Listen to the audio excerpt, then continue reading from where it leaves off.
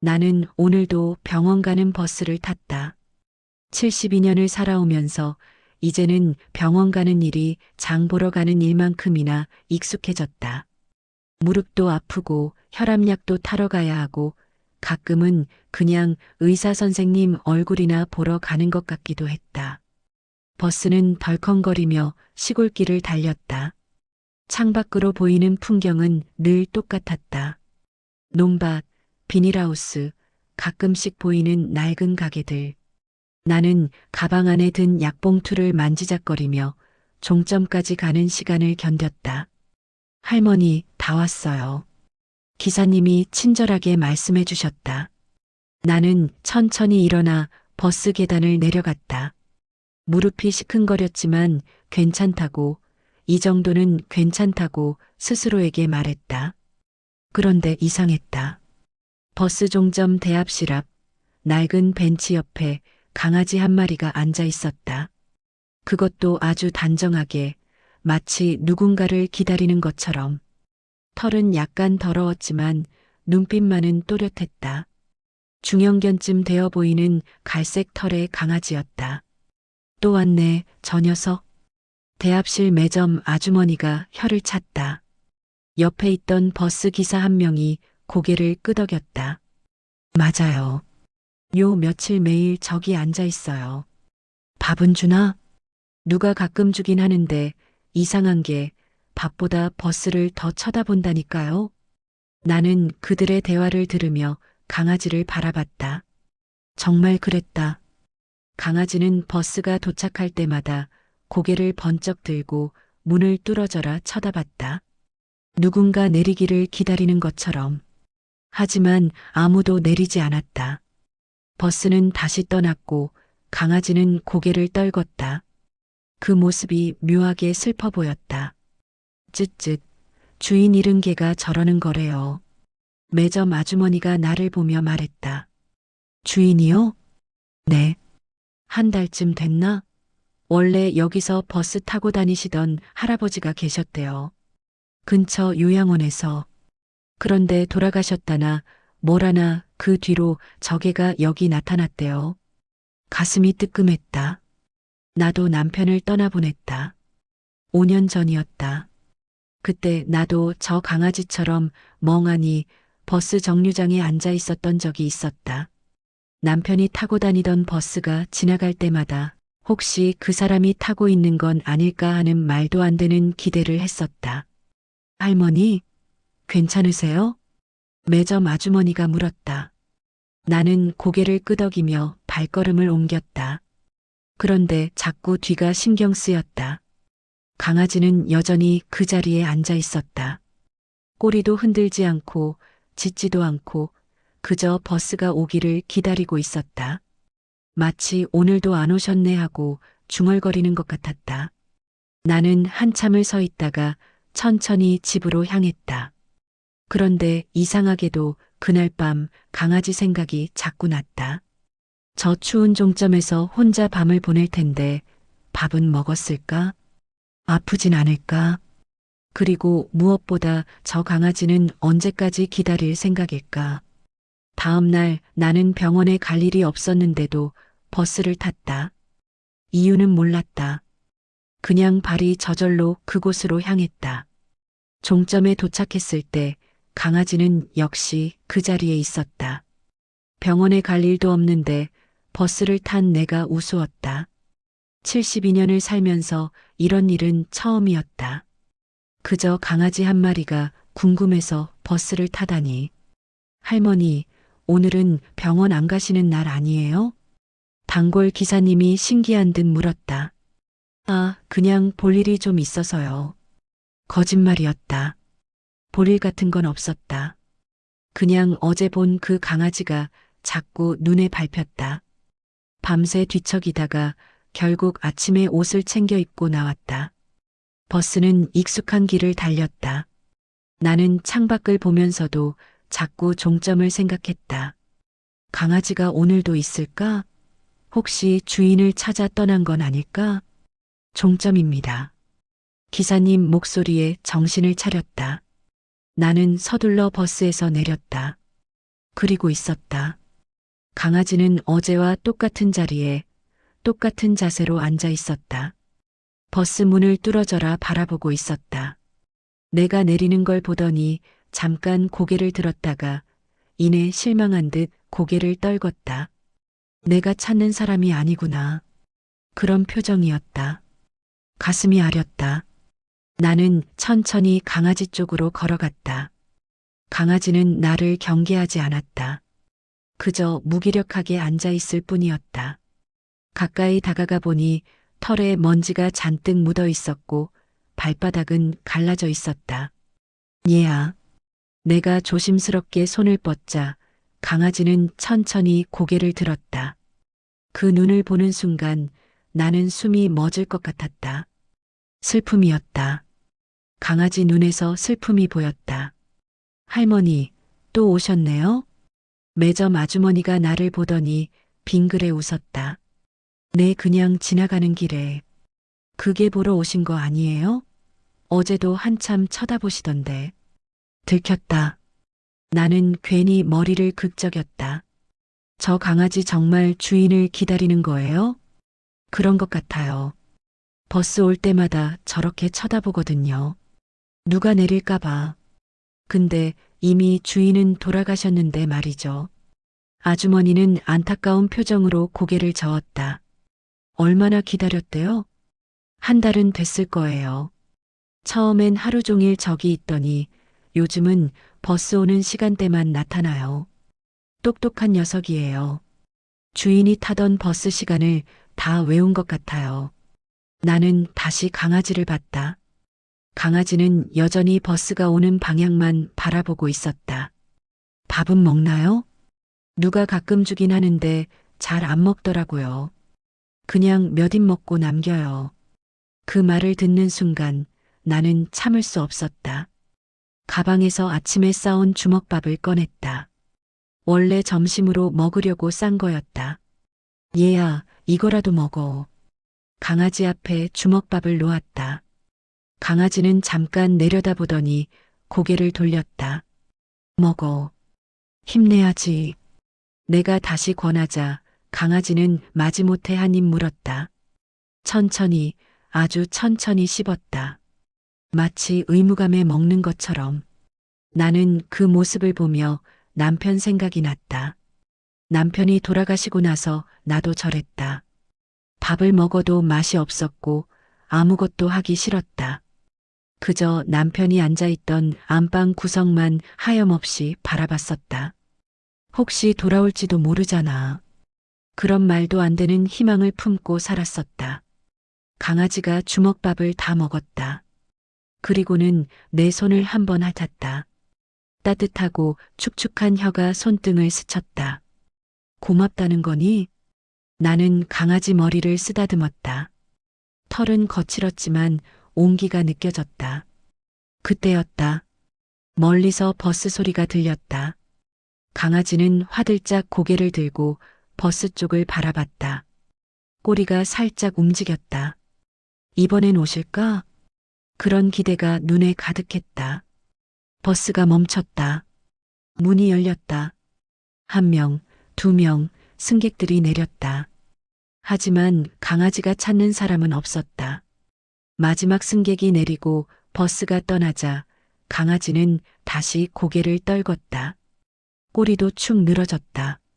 나는 그 모습을 보며 눈시울이 뜨거워졌다. 얘야, 이제 그만 기다려도 되는데.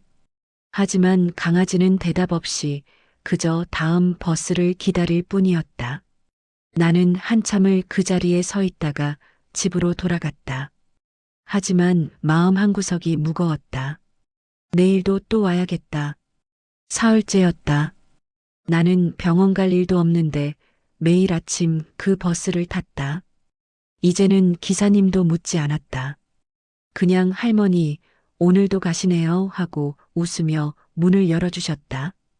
강아지는 언제나 그 자리에 있었다. 비가 오나 바람이 부나 어김없이 종점 벤치 옆에 앉아 버스를 기다리고 있었다. 할머니, 이제 단골이시네요. 매점 아주머니가 보리차를 건네며 말했다. 나는 고맙다고 인사하며 받아 마셨다. 저 강아지 혹시 어디서 온 건지 아세요? 글쎄요. 정확히는 모르는데 들은 얘기로는 근처 요양원에서 키우던 개라던데요. 요양원이요? 네. 저기 산 너머에 작은 요양원이 하나 있어요. 거기 계시던 할아버지가 키우던 개인데 그분이 돌아가시고 나서 개가 사라졌대요. 그러더니 여기 나타난 거죠. 나는 강아지를 다시 봤다. 강아지는 여전히 버스만 바라보고 있었다. 그 할아버지가 어떤 분이셨대요? 잘은 모르는데요. 요양원 원장님한테 들었어요. 아주 과묵하신 분이셨대요.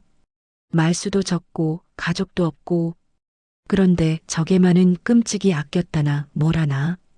아주머니는 잠시 말을 멈추더니 창밖을 바라봤다. 매주 2번씩 병원 가실 때마다 개를 데리고 나왔대요. 버스 타고.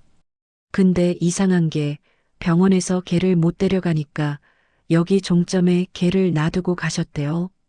그리고 돌아올 때 다시 데려가시고. 여기에요? 이 종점에? 네. 그러니까 개 입장에선 여기가 주인을 기다리는 곳인 거죠. 주인이 항상 여기서 돌아왔으니까. 순간 모든 게 이해됐다.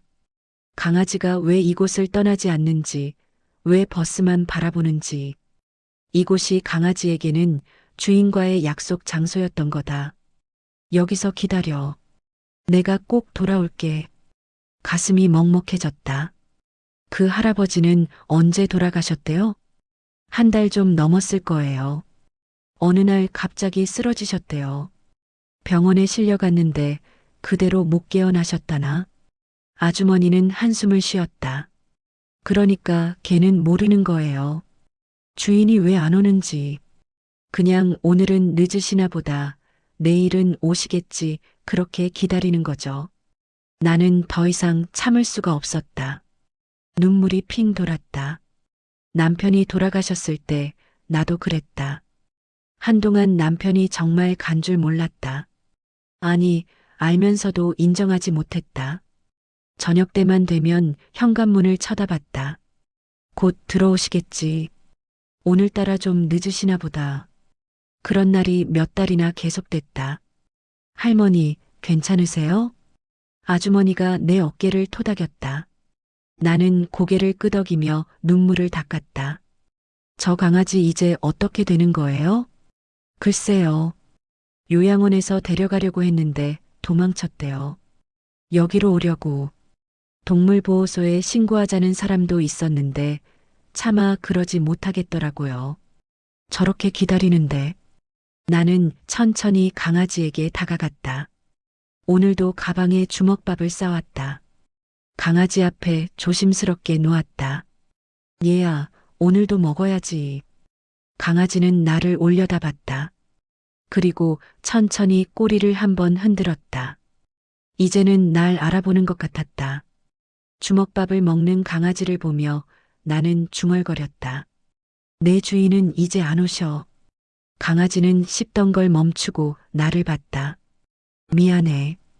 근데 사실이야. 내 주인은 하늘나라로 가셨어. 다시는 못 오셔. 강아지는 내 말을 알아들었을까? 그저 나를 물끄러미 바라볼 뿐이었다. 그래도 넌 계속 기다릴 거지? 강아지는 대답 대신 다시 주먹밥을 먹기 시작했다. 나는 강아지 머리를 쓰다듬으며 남편에게 했던 말을 떠올렸다. 장례식장에서 관 앞에서 했던 그 말. 여보, 이제 편히 쉬어요. 나 괜찮을게요. 거짓말이었다. 하나도 괜찮지 않았다. 그 뒤로 몇 년이 지났지만 여전히 괜찮지 않았다. 강아지가 주먹밥을 다 먹고 내 손을 핥았다. 따뜻한 혀가 손등을 훑었다. 내 주인도 널 보고 싶어 할 거야. 멀리서 버스 소리가 들렸다. 강아지는 다시 고개를 번쩍 들었다. 그 눈에 희망이 다시 차올랐다. 나는 그 모습을 보며 고개를 저었다. 오늘도 실망하겠구나. 버스가 멈췄다. 문이 열렸다. 승객들이 내렸다. 하지만 역시 강아지가 찾는 사람은 없었다. 강아지는 다시 고개를 떨궜다.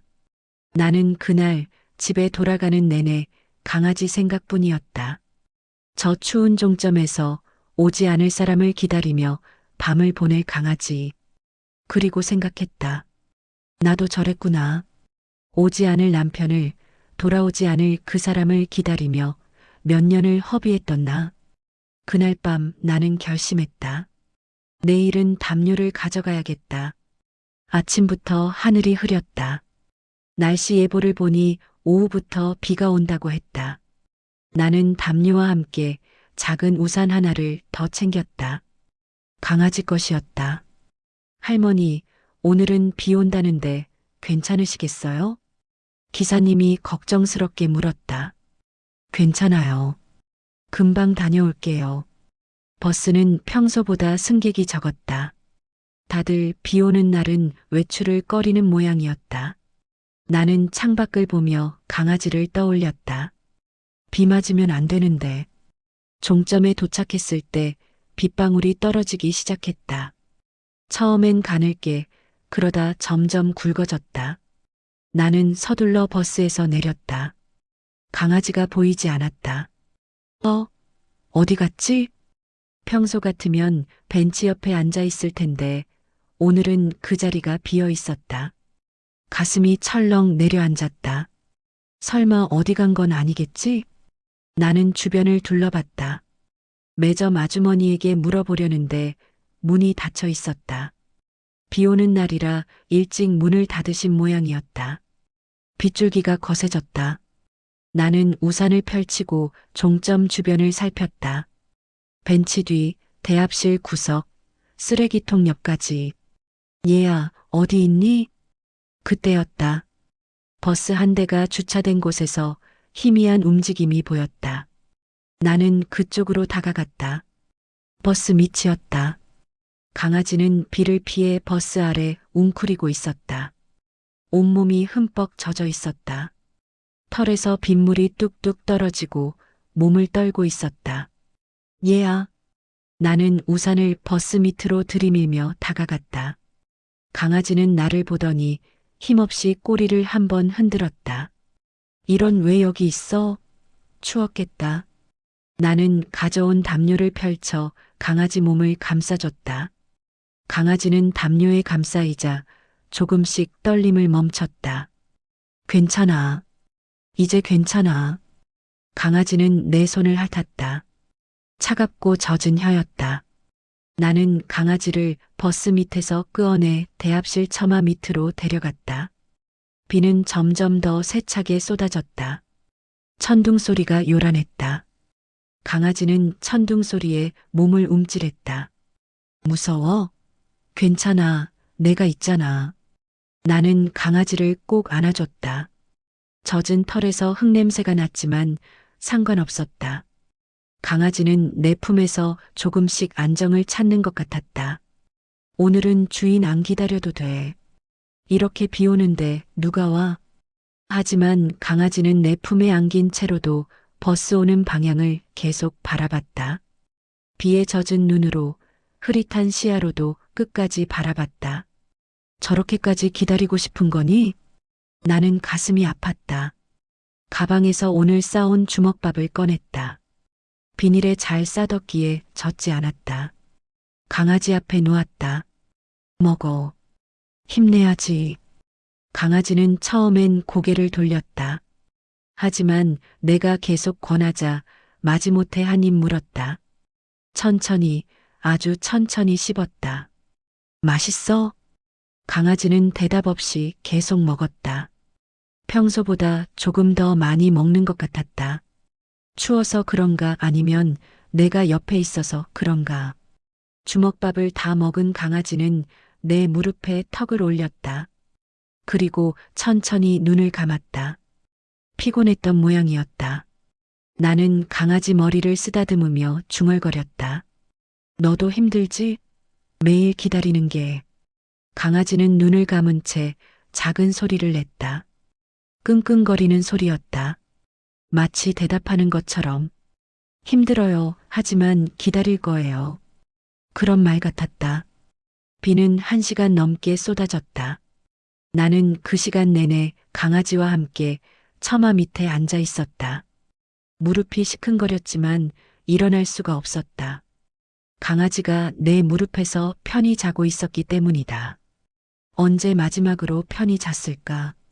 강아지의 잠든 얼굴을 보니 남편이 떠올랐다. 병원에 입원했을 때 진통제를 맞고 잠든 남편의 얼굴. 고통에서 벗어나 평온해 보였던 그 얼굴. 여보, 이 강아지 당신 같아요. 나는 혼잣말을 했다. 끝까지 기다리는 것도 포기 안 하는 것도 당신이 날 기다렸던 것처럼.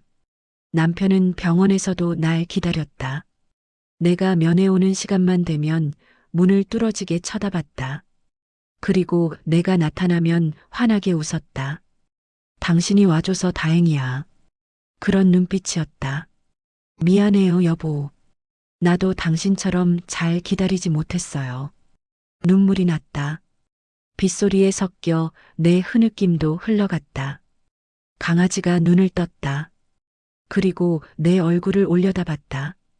젖은 눈으로 나를 바라봤다. 괜찮아. 나 괜찮아. 나는 눈물을 닦으며 웃어 보였다. 강아지는 내 손을 다시 핥았다. 이번엔 조금 더 따뜻했다. 비가 그쳤다. 하늘이 조금씩 개기 시작했다.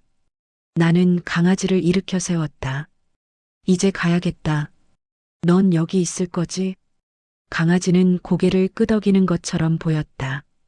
그리고 다시 원래 자리로 돌아갔다. 벤치 옆 버스가 잘 보이는 그곳. 담요는 가져가. 오늘 밤 추울 거야. 나는 담요를 강아지 옆에 놓고 천천히 발걸음을 옮겼다. 뒤돌아보니 강아지가 나를 보고 있었다. 꼬리를 흔들고 있었다. 처음으로 강아지가 버스가 아닌 나를 보며 꼬리를 흔들었다.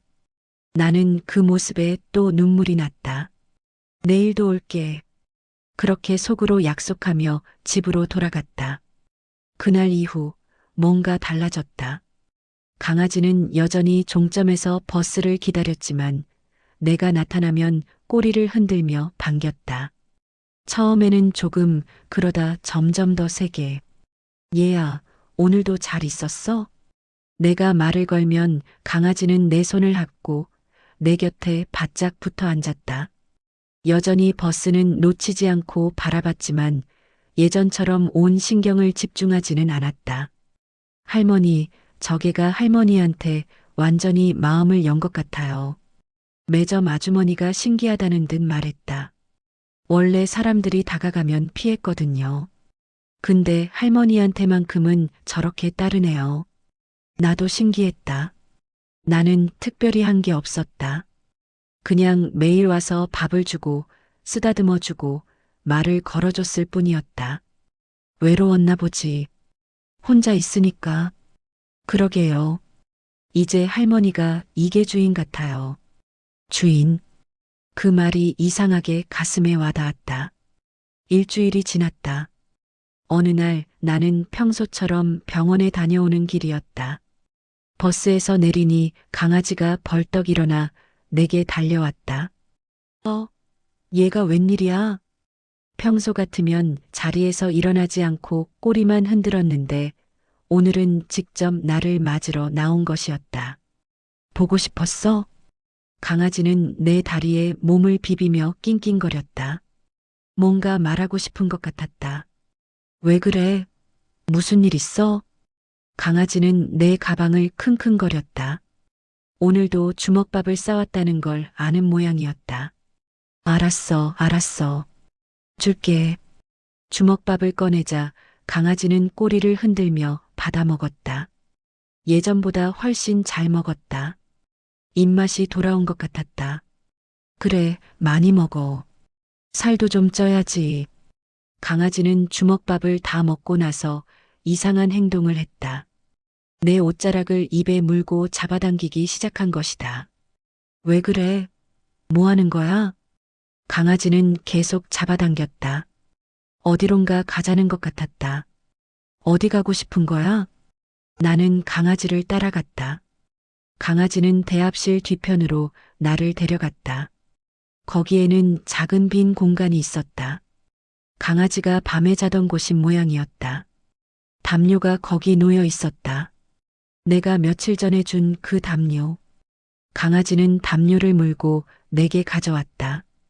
그리고 내 발 앞에 놓았다. 이거 나한테 주는 거야? 강아지는 꼬리를 흔들었다. 순간 가슴이 뭉클했다. 강아지가 자기가 가진 유일한 것을 나한테 주려는 거였다. 아니야, 이건 내 거야. 내가 써야지. 나는 담요를 다시 강아지한테 돌려줬다. 하지만 강아지는 다시 물고 와서 내 앞에 놓았다. 할머니 것이에요. 할머니가 주신 거니까. 그런 말 같았다. 그럼 우리 같이 쓸까? 나는 담요를 펼쳐 강아지 옆에 앉았다. 강아지는 내 무릎에 머리를 올리고 편안하게 누웠다. 그날 나는 1시간 넘게 그렇게 앉아 있었다. 강아지와 함께. 며칠 후 더 이상한 일이 생겼다. 내가 버스를 타려고 하자 강아지가 따라온 것이다. 얘야, 여기 있어야지. 나 집에 가는 거야. 하지만 강아지는 버스 앞에서 움직이지 않았다. 오히려 낑낑거리며 나를 올려다봤다. 같이 가면 안 돼요? 그런 눈빛이었다. 할머니, 저개가 따라가고 싶은가 봐요. 기사님이 웃으며 말했다. 근데 걔를 버스에 태워도 돼요? 작은 개면 안 되는데 저 정도면 괜찮아요. 조용히만 있으면요. 나는 망설였다. 하지만 강아지의 간절한 눈빛을 외면할 수 없었다. 그럼 얘야, 조용히 있어야 해. 알겠지? 강아지는 꼬리를 흔들며 버스에 올라탔다. 내 옆자리에 얌전히 앉았다. 버스가 출발했다. 강아지는 창밖을 바라봤다. 처음 보는 풍경들이 스쳐 지나갔다. 신기해. 강아지는 내 손을 핥으며 대답했다. 집에 도착했다. 강아지는 버스에서 내려 주변을 둘러봤다. 낯선 곳이었지만 두려워하지 않았다. 내가 옆에 있었기 때문이다. 여기가 내 집이야. 들어올래? 나는 대문을 열었다. 강아지는 잠깐 망설이더니 천천히 안으로 들어왔다. 좁지만 편하게 있어. 강아지는 집안을 한 바퀴 둘러봤다.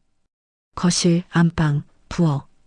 모든 걸 확인하고 나서 내 옆에 앉았다. 물 줄까? 물그릇에 물을 따라주자 강아지는 벌컥벌컥 마셨다. 목이 말랐던 모양이었다. 배고프지? 잠깐만. 나는 부엌에 가서 밥을 지었다. 그리고 강아지를 위해 고기도 삶았다. 강아지는 내가 부엌에서 요리하는 동안 문 앞에 앉아 나를 지켜봤다. 다 됐어. 먹자. 밥과 고기를 담아주자 강아지는 맛있게 먹었다. 처음으로 제대로 된 식사를 하는 것 같았다. 많이 먹어. 여기선 편하게 먹어도 돼. 강아지는 밥을 다 먹고 나서 내 발 앞에 앉았다. 그리고 올려다봤다. 고마워요. 그런 눈빛이었다. 저녁이 되었다. 나는 강아지를 다시 종점으로 데려가야 한다고 생각했다. 강아지는 거기서 주인을 기다려야 했으니까. 얘야, 이제 가야지. 내가 기다려야 할 곳이 있잖아. 하지만 강아지는 움직이지 않았다. 오히려 내 옆에 더 바짝 붙어 앉았다. 안 가고 싶어? 강아지는 내 손을 핥았다. 여기 있고 싶어요. 할머니랑. 나는 한참을 고민했다. 그리고 결심했다. 그럼 오늘 하루만. 여기서 자고 내일 다시 가자. 강아지는 꼬리를 흔들었다. 그날 밤 강아지는 내 방 문 앞에서 잤다. 나는 이불 속에서 강아지의 고른 숨소리를 들으며 생각했다. 이 아이가 날 지켜주려는 건가? 가슴이 따뜻해졌다. 오랜만에 느끼는 온기였다. 다음 날 아침 나는 강아지를 데리고 종점으로 갔다. 약속했으니까. 하루만 우리 집에 있기로. 얘야, 내가 기다려야 할 곳이 있잖아. 하지만 강아지는 내 옆에서 떨어지지 않았다. 종점에 도착해서도 예전처럼 버스만 바라보지 않았다. 나를 더 많이 바라봤다. 할머니, 저게 완전히 할머니 개 됐네요. 매점 아주머니가 웃으며 말했다. 그래도 얘는 주인을 기다려야 해요. 할머니가 이제 주인 아니에요? 나는 대답하지 못했다. 주인.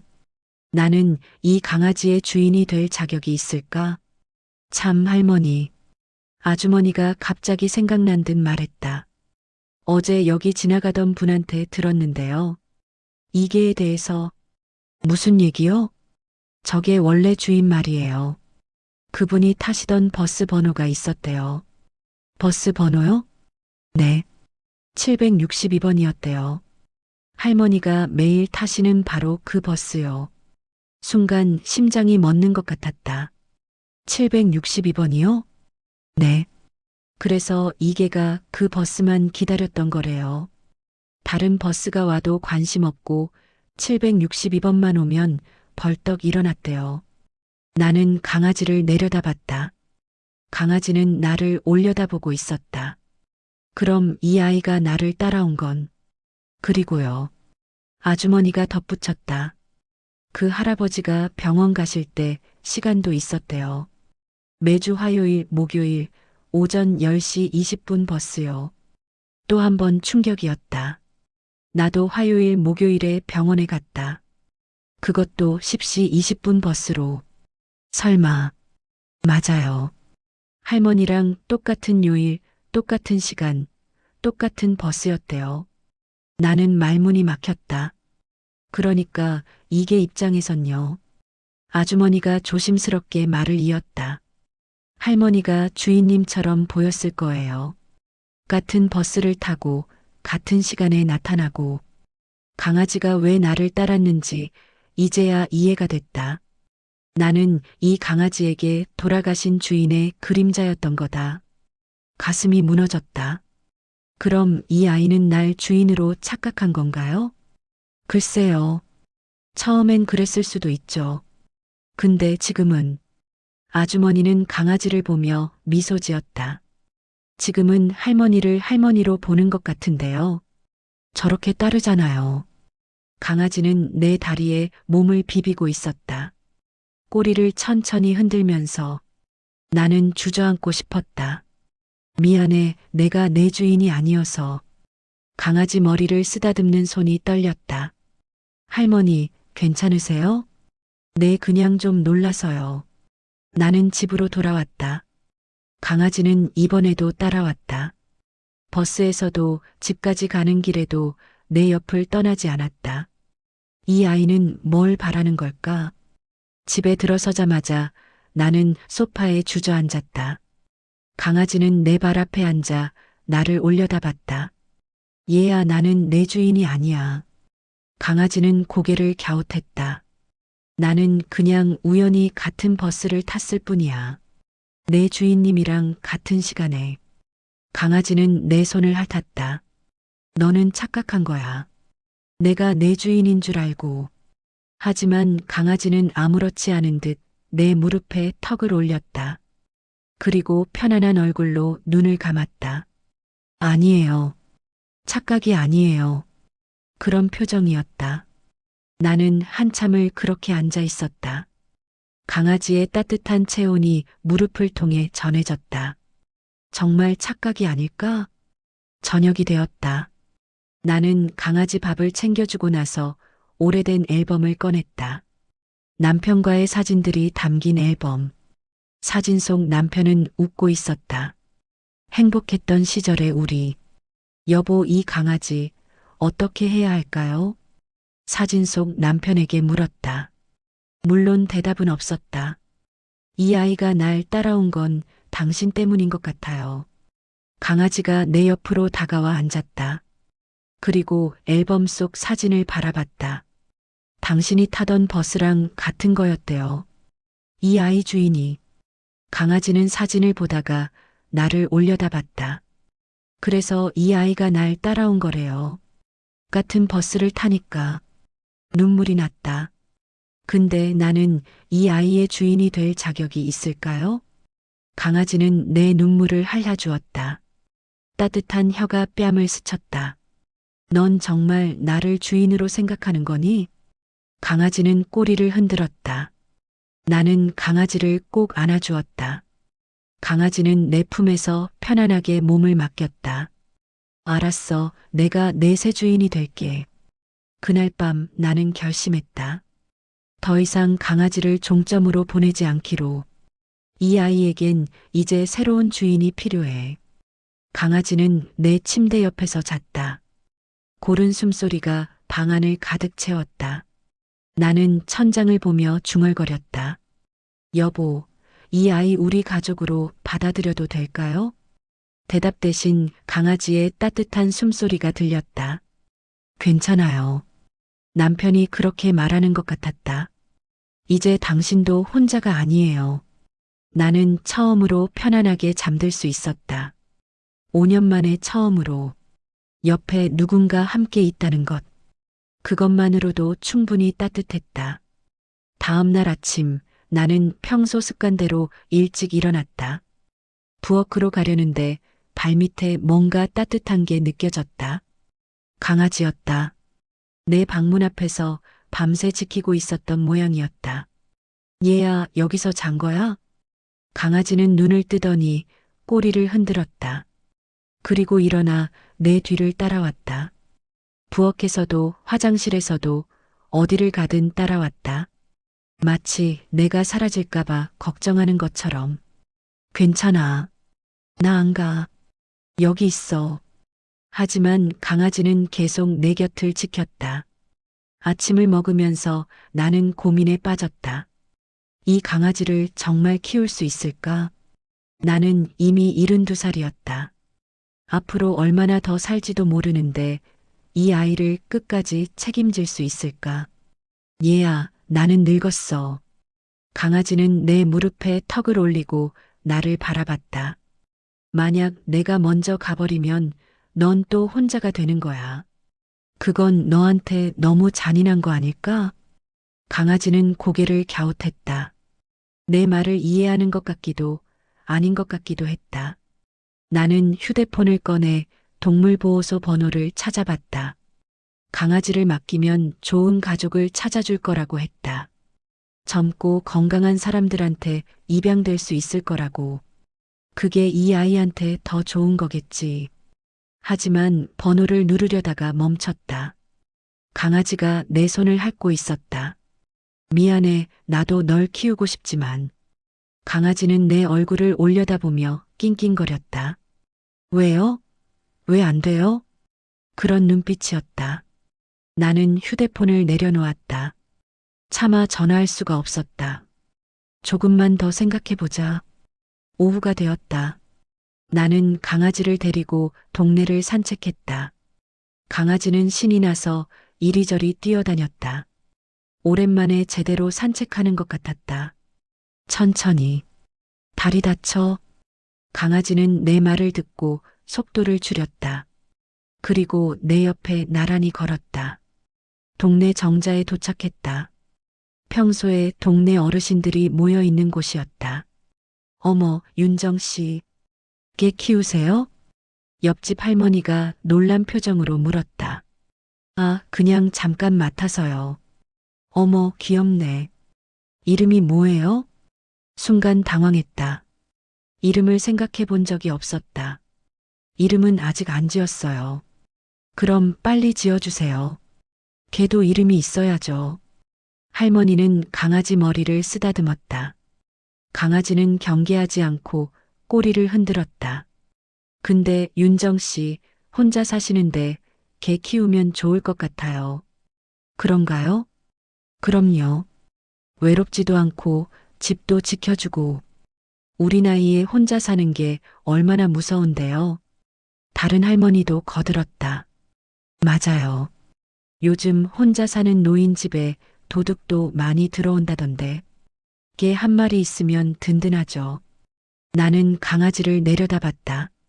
강아지는 내 발 앞에 얌전히 앉아 있었다. 이 아이가 나를 지켜줄 수 있을까? 그리고 말이에요. 옆집 할머니가 조용히 말했다. 걔가 있으면 삶의 의미가 생겨요. 아침에 일어날 이유가 생기는 거죠. 밥도 주고 산책도 시키고. 그 말이 가슴에 와닿았다. 남편이 돌아가시고 나서 나는 살아갈 이유를 잃었었다. 아침에 일어나도 할 일이 없었고 하루하루가 그냥 지나갔다. 하지만 지금은 강아지를 보며 생각했다.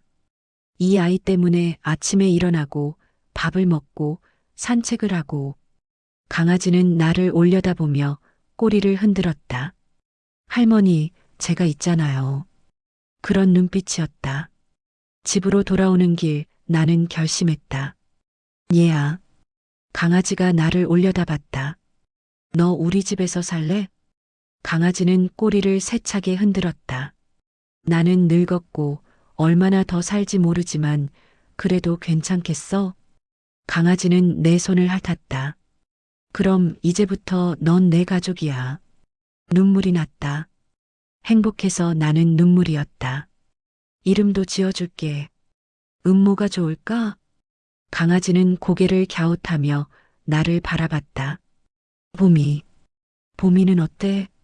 봄처럼 따뜻한 아이니까. 강아지는 꼬리를 흔들었다. 마음에 드는 것 같았다. 그래, 이제부터 넌 봄이야. 윤정 할머니의 봄이. 봄이는 내게 달려와 뛰어올랐다. 나는 비틀거렸지만 봄이를 꼭 안아주었다. 우리 잘 살아보자. 그날 저녁 나는 남편 사진 앞에 앉았다. 여보, 우리 집에 새 식구가 생겼어요. 봄이를 가리켰다. 봄이는 사진을 보며 고개를 갸웃했다. 이름은 봄이에요. 착한 아이예요. 당신도 좋아하셨을 거예요. 봄이는 내 옆에 앉아 조용히 사진을 바라봤다. 이제 나 혼자가 아니에요. 이 아이가 있으니까. 눈물이 흘렀다. 하지만 슬픈 눈물이 아니었다. 당신 걱정하지 마세요. 이제 나도 잘 살아갈 수 있을 것 같아요. 봄이는 내 무릎에 머리를 올렸다. 따뜻했다. 고마워, 봄이야. 봄이는 꼬리를 천천히 흔들었다. 제가 고마워요, 할머니. 그런 눈빛이었다. 그날 밤 나는 오랜만에 평화로운 잠을 잤다. 봄이는 내 침대 옆에서 나를 지켰다. 꿈속에서 남편이 나타났다. 잘했어요. 당신 이제 괜찮겠어요. 남편은 웃고 있었다. 그 아이도 행복할 거예요. 당신 곁에서. 꿈에서 깨어났을 때 봄이가 내 손을 핥고 있었다. 봄이야, 우리 정말 잘 살 수 있을까? 봄이는 꼬리를 흔들며 대답했다. 할 수 있어요.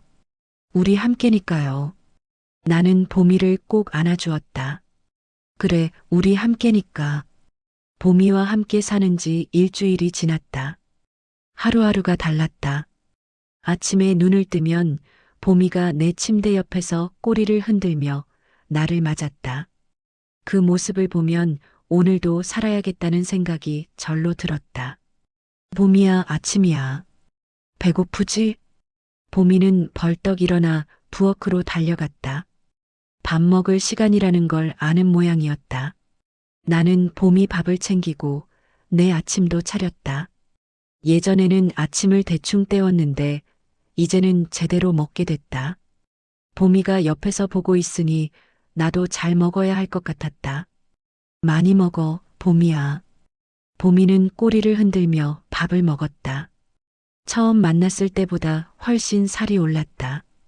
털도 윤기가 흘렀다. 그래, 이렇게 건강해야지. 식사를 마치고 설거지를 하는데 봄이가 내 발치에 앉아 있었다. 내가 하는 일을 그저 지켜보고 있었다.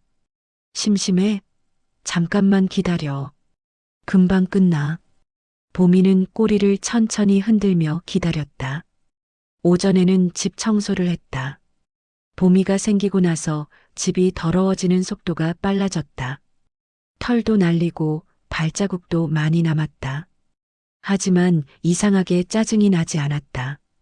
오히려 이 정도면 괜찮지 하며 웃음이 났다. 봄이야, 여기 좀 비켜봐. 봄이는 내 청소를 방해하지 않으려고 조심스럽게 비켰다. 착한 아이였다. 점심시간이 되었다. 나는 봄이를 데리고 산책을 나갔다. 이제 하루 일과가 되었다. 오늘은 어디로 갈까? 봄이는 앞장서서 걸었다. 마치 길을 아는 것처럼. 동네 공원에 도착했다. 봄이는 잔디밭을 좋아했다. 뛰어다니며 신나게 놀았다. 천천히 뛰어. 넘어지면 어떡해. 하지만 봄이는 내 걱정을 아는지 모르는지 계속 뛰어다녔다. 그 모습을 보니 나도 덩달아 기분이 좋아졌다. 봄이 할머니. 뒤에서 목소리가 들렸다. 돌아보니 옆집 할머니였다. 아이고, 또 산책 나오셨네요. 네, 봄이가 산책을 좋아해서요. 봄이 정말 건강해 보여요. 처음 봤을 때보다 훨씬 좋아졌어요. 그쵸? 밥도 잘 먹고 잘도 잘 자고. 나는 자랑스럽게 말했다. 마치 손주 자랑하는 할머니처럼. 윤정 씨도 표정이 밝아지셨어요. 예전보다. 그래요?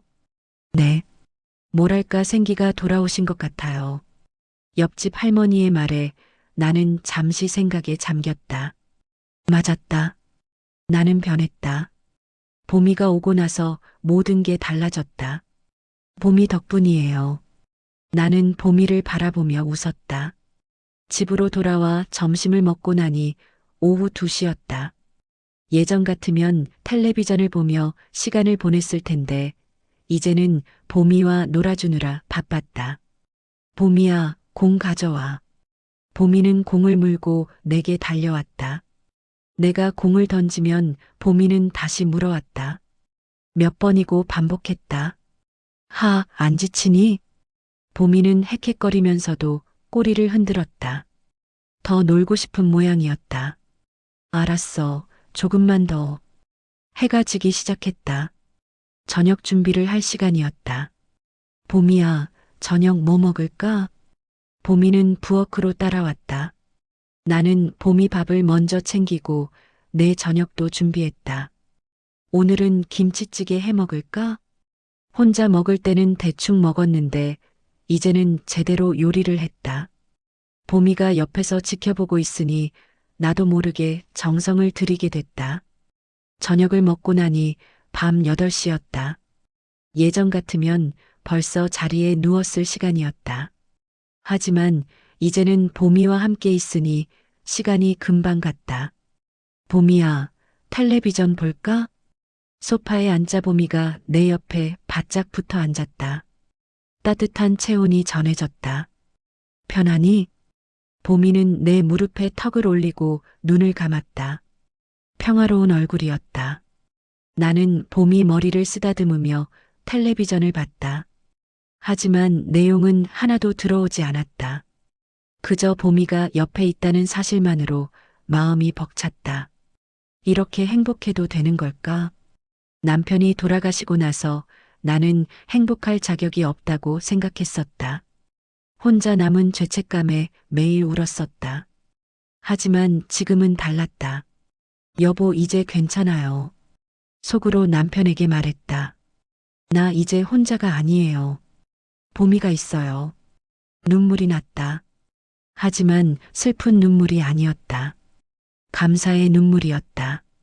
이 아이를 보내주셔서 고마워요. 봄이는 눈을 뜨고 나를 올려다봤다. 그리고 내 손을 핥았다. 울지 마세요, 할머니. 그런 눈빛이었다. 고마워, 봄이야. 나는 봄이를 꼭 안아주었다. 봄이는 내 품에서 편안하게 몸을 맡겼다. 그날 밤 잠자리에 들기 전 나는 일기를 썼다. 오랜만이었다. 남편이 돌아가시고 나서 한 번도 쓴 적이 없던 일기. 오늘도 봄이와 행복한 하루를 보냈다. 산책도 하고 같이 놀고 텔레비전도 봤다. 봄이가 없었다면 이런 날들이 가능했을까? 이제는 아침에 일어나는 게 두렵지 않다. 봄이가 기다리고 있으니까. 여보, 당신도 하늘에서 보고 계시죠? 나 이제 잘 살고 있어요. 외롭지 않아요. 봄이가 텅 빈 내 마음을 채워주고 있어요. 일기를 다 쓰고 나니 마음이 한결 가벼워졌다. 봄이야, 잘 자. 봄이는 내 침대 옆에서 눈을 감았다. 고른 숨소리가 방 안을 채웠다. 나도 눈을 감았다. 오랜만에 편안한 마음으로 내일은 또 어떤 하루가 될까 기대되었다. 봄이와 함께할 내일이. 그렇게 나는 잠들었다. 옆에 봄이가 있다는 것만으로도 충분히 따뜻한 밤이었다. 봄이와 함께 산 지 한 달이 지났다. 어느 토요일 오후 나는 봄이 목걸이를 새로 사주기로 했다. 원래 하던 낡은 목걸이는 가죽이 다해져서 끊어질 것 같았다. 봄이야, 예쁜 거 사줄게. 봄이는 꼬리를 흔들었다. 목걸이를 풀려고 하는데 이상한 게 느껴졌다. 목걸이 안쪽에 뭔가 붙어 있었다. 이게 뭐지? 자세히 보니 작은 천 조각이었다. 목걸이 안쪽에 꿰매져 있었다. 오래되어 색이 발해 있었지만 뭔가 글씨가 적혀 있는 것 같았다. 봄이야, 잠깐만. 나는 조심스럽게 실밥을 풀었다. 천 조각이 떨어졌다. 펼쳐보니 작은 메모지였다. 낡고 구겨진 메모지에는 떨리는 글씨로 이렇게 적혀 있었다. 혹시 이 아이를 데려가신 분께 저는 이제 시간이 많지 않습니다. 병원에서 길어야 몇 달이라고 했습니다. 이 아이 이름은 봄이입니다. 제가 5년 전 길에서 떨고 있던 걸 데려왔습니다. 이 아이는 사람을 너무 좋아합니다. 무서워하지 않고 잘 따릅니다. 제가 떠난 후 이 아이가 어떻게 될지 걱정입니다. 요양원에서는 키울 수 없다고 합니다.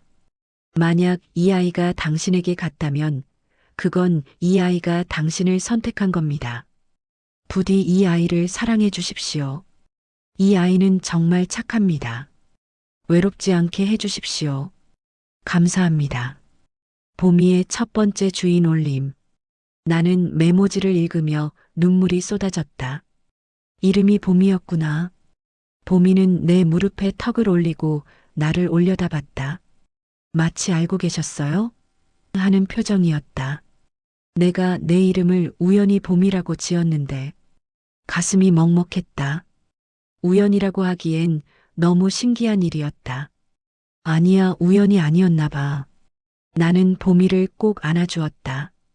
봄이는 내 품에서 조용히 있었다. 내 첫 번째 주인님, 널 정말 사랑하셨나 봐.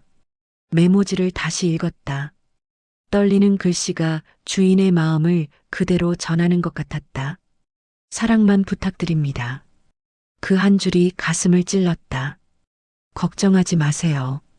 나는 메모지를 가슴에 품고 중얼거렸다. 제가 봄이를 잘 키울게요. 사랑할게요. 외롭지 않게 해줄게요. 봄이는 내 손을 핥았다. 따뜻한 혀가 손등을 스쳤다. 봄이야, 넌 이미 알고 있었구나. 내 이름이. 봄이는 꼬리를 천천히 흔들었다. 그래서 내가 봄이라고 부를 때 금방 알아들었던 거구나. 모든 게 이해됐다. 봄이가 왜 나를 선택했는지, 왜 나를 그렇게 따랐는지. 이 아이의 첫 번째 주인님도 나처럼 혼자였겠지. 요양원에 계셨다고 했으니 가족도 없으셨을 거다. 봄이만이 유일한 가족이었을 거다. 그리고 나도 혼자였어. 봄이는 그걸 알았던 거다. 외로운 사람을 알아보는 본능이 있었던 거다. 고마워, 봄이야. 나는 봄이 머리를 쓰다듬으며 말했다. 나를 선택해줘서. 봄이는 내 무릎에서 편안하게 눈을 감았다. 그날 저녁 나는 메모지를 작은 액자에 넣었다. 그리고 남편 사진 옆에 놓았다. 여보, 이것 봐요. 남편 사진에게 말했다. 봄이의 첫 번째 주인님이 남긴 글이에요. 사진 속 남편은 조용히 미소 짓고 있었다. 이분도 당신처럼 봄이를 사랑하셨나 봐요. 마지막까지 봄이 걱정을 하셨어요. 눈물이 흘렀다. 나도 당신 떠나보낼 때 이런 마음이었을 거예요. 내가 없으면 이 사람이 어떻게 살까? 외롭지 않을까? 보미는 내 발치에 앉아 나를 올려다봤다. 근데 당신이 보미를 보내주셨나 봐요. 내가 외롭지 않게. 나는 메모지를 다시 읽었다. 사랑만 부탁드립니다. 약속할게요. 보미를 사랑할게요. 끝까지. 보미는 꼬리를 흔들며 대답했다. 저도 할머니를 사랑할게요. 끝까지. 그날 밤 나는 보미를 침대에 올렸다. 처음이었다. 지금까지는 침대 옆에서 재웠는데 오늘은 함께 자고 싶었다. 이리 와, 보미야. 보미는 조심스럽게 침대에 올라왔다. 그리고 내 옆에 누웠다. 편하니? 보미는 눈을 감으며 작은 소리를 냈다. 편안한 소리였다. 나도 편해. 나는 보미를 쓰다듬으며 중얼거렸다. 보미야, 우리 오래오래 함께 살자. 보미는 꼬리를 천천히 흔들었다. 내 첫 번째 주인님도 하늘에서 보고 계실 거야. 우리가 행복한 거. 보미는 내 손을 한번 핥고 눈을 감았다. 나도 눈을 감았다. 오늘따라 마음이 따뜻했다. 첫 번째 주인님, 걱정하지 마세요. 속으로 말했다. 보미는 제가 잘 돌볼게요. 사랑할게요. 약속드려요. 보미의 고른 숨소리가 들렸다. 평화로운 소리였다. 그리고 고마워요. 나는 천장을 보며 중얼거렸다. 이렇게 좋은 아이를 제게 보내주셔서 눈물이 흘렀다. 하지만 행복한 눈물이었다. 보미는 내 옆에서 편안하게 잠들어 있었다. 나도 천천히 잠이 들었다. 꿈속에서 한 할아버지가 나타났다. 온화한 얼굴의 할아버지였다. 보미 잘 부탁합니다. 할아버지는 그렇게 말하고 미소 지었다. 걱정하지 마세요. 제가 잘 돌볼게요. 나는 대답했다. 할아버지는 고개를 끄덕이고 천천히 사라졌다. 꿈에서 깨어났을 때 보미가 내 손을 핥고 있었다. 보미야, 좋은 꿈 꿨어? 보미는 꼬리를 흔들었다. 나는 보미를 꼭 안아주었다. 우리 정말 가족이구나. 보미는 내 품에서 편안하게 몸을 맡겼다. 그렇게 우리는 진짜 가족이 되었다. 보미와 함께 산 지 2달이 지났다. 어느 화요일 아침 나는 평소처럼 병원에 가려고 준비했다. 약도 타야 하고 정기검진도 받을 날이었다. 보미야, 나 병원 다녀올게. 집에서 잘 있어. 하지만 보미는 이상한 행동을 했다. 현관문 앞을 막아서며 낑낑거렸다. 왜 그래? 나가야 해. 보미는 움직이지 않았다. 오히려 내 옷자락을 물고 잡아당겼다. 같이 가고 싶은 거야? 보미는 꼬리를 흔들었다. 알았어. 그럼 같이 가자. 나는 보미의 목줄을 채우고 함께 집을 나섰다. 버스 정류장으로 가는 길, 보미는 평소보다 앞서서 걸었다. 마치 길을 아는 것처럼. 버스를 기다리는 동안 보미는 계속 버스 오는 방향만 바라봤다. 예전에 종점에서 그랬던 것처럼. 보미야, 괜찮아? 보미는 나를 올려다보고 다시 앞을 바라봤다. 762번 버스가 왔다. 우리는 버스에 올라탔다. 보미는 내 옆자리에 얌전히 앉았다. 병원에 도착해서 진료를 받는 동안 보미는 밖에서 기다렸다. 다행히 별일 없이 검진이 끝났다. 보미야, 다 끝났어. 이제 집에 가자. 나는 보미와 함께 버스 정류장으로 향했다. 그런데 이상했다. 보미가 집으로 가는 버스가 아니라 종점으로 가는 버스 정류장으로 가는 것이었다. 보미야, 이쪽이 아니야. 집은 저쪽이야. 하지만 보미는 계속 종점 방향으로 걸었다. 나를 이끌듯이. 너 종점에 가고 싶은 거니?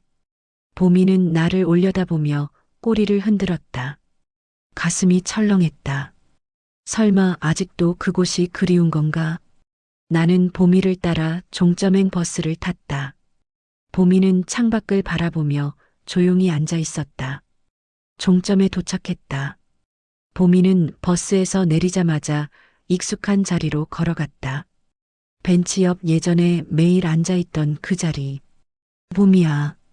보미는 그 자리에 앉아 버스 오는 방향을 바라봤다.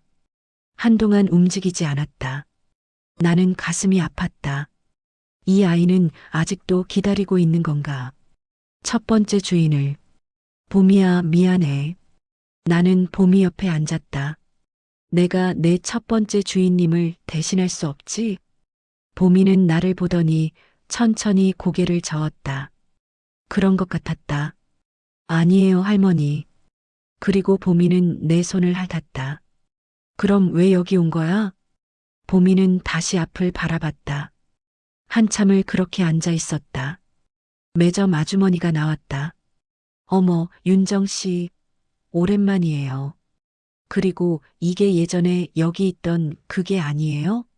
네, 맞아요. 이제 우리 집에서 살아요. 어머, 정말요? 잘 됐네요. 그런데 오늘은 왜 여기 오셨어요? 이 아이가 여기 오고 싶어 했어요. 아주머니는 보미를 보며 미소 지었다. 마지막 인사하러 온 건가 봐요. 마지막 인사요? 네. 동물도 다 알아요. 이제 떠날 때가 됐다는 걸. 나는 보미를 내려다봤다. 보미는 여전히 앞을 바라보고 있었다. 그래, 인사하러 온 거구나. 보미는 이곳에서 첫 번째 주인을 기다렸었다. 비가 오나 눈이 오나 매일 이 자리에 앉아 있었다. 이제 그 기다림을 끝내려는 거야. 30분쯤 지났을까? 보미는 천천히 일어났다. 그리고 벤치를 한번 돌아봤다. 긴 시간이었다. 보미의 눈에서 뭔가 흐르는 것 같았다. 안녕히 계세요, 주인님. 그런 인사 같았다. 보미는 내게 다가와 내 다리에 몸을 비볐다. 다 됐어? 보미는 꼬리를 흔들었다. 그럼 이제 집에 가자. 우리 집. 보미는 고개를 끄덕이는 것 같았다. 우리는 종점을 떠났다. 보미는 뒤돌아보지 않았다. 앞만 보고 걸었다. 버스를 타고 집으로 가는 길, 보미는 내 무릎에 턱을 올렸다. 평화로운 얼굴이었다. 보미야. 보미는 눈을 뜨고 나를 올려다봤다. 이제 내 사람은 나지? 보미는 꼬리를 흔들었다. 네, 할머니. 이제 제 사람은 할머니예요. 나는 눈물이 났다. 행복해서 나는 눈물이었다. 나도 내 사람은 너야. 보미는 내 손을 핥았다. 집에 도착했다. 보미는 집 안으로 들어서자마자 자기 자리로 갔다. 거실 소파 옆, 햇살이 잘 드는 곳. 편해? 보미는 편안하게 누워 눈을 감았다. 진짜 집에 온 것처럼. 나는 부엌으로 가서 보미 밥을 차렸다. 그리고 내 저녁도 준비했다. 보미야, 밥 먹자. 보미는 꼬리를 흔들며 밥을 먹었다. 맛있게, 행복하게. 저녁을 먹고 나서 우리는 소파에 나란히 앉았다. 텔레비전을 켰지만 내용은 들어오지 않았다. 그저 보미가 옆에 있다는 것만으로 충분했다. 보미야. 보미는 나를 올려다봤다. 오늘 용기 내줘서 고마워. 과거와 작별하는 게 쉽지 않았을 텐데. 보미는 내 무릎에 머리를 올렸다. 나도 그랬어. 남편을 떠나보내는 게 너무 힘들었어. 몇 년이 걸렸어. 보미는 조용히 듣고 있었다. 근데 너 덕분에 나도 이제 괜찮아졌어. 과거에만 머물지 않게 됐어. 눈물이 흘렀다. 우리 서로를 구해준 거야. 보미는 내 눈물을 핥아주었다. 그날 밤 보미는 내 침대에서 잤다. 내 옆에 바짝 붙어서 보미야, 잘 자. 보미는 작은 소리를 내며 대답했다. 나는 보미를 쓰다듬으며 중얼거렸다.